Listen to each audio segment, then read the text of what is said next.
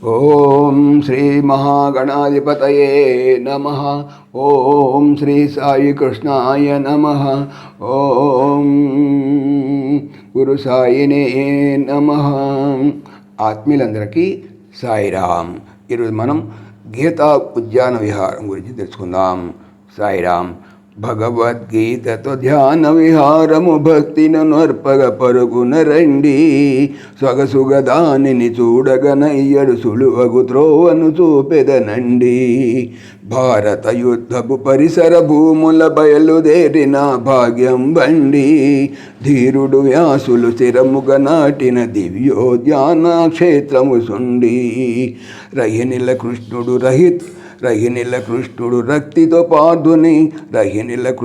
రక్తితో పార్థుని రథమును నడిపిన రంగం బండి. ఇహ పరసుఖకర హేతు భూతముల ఎన్నియు ఆతడు వన్నిన దండి.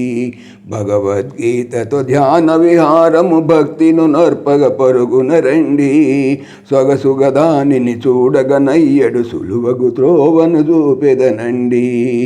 ఇలపైన అది 18 ఎకరంబుల పరిమితి రాజులు నండి. సలలిత మగునట 700 సద్వృక్షంబులు చెలగును సుండి. ఎప్పుడు వాడని పువ్వులు సుండి, ఎప్పుడు కుళ్ళని ఫలములు సుండి.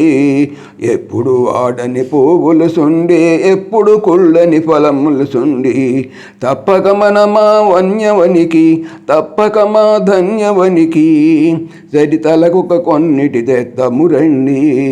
తప్పక మనమా వన్యవనికి, జనితలకొక కొన్నిటి తెత్తము రండి.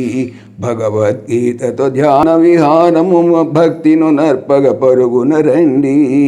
భగవద్గీతతో ధ్యాన విహారము భక్తిను నర్పగ పరుగున రండి, సొగసుగ దానిని చూడగనయ్యడు సులువగు త్రోవను చూపెదనండి. జై శ్రీకృష్ణ.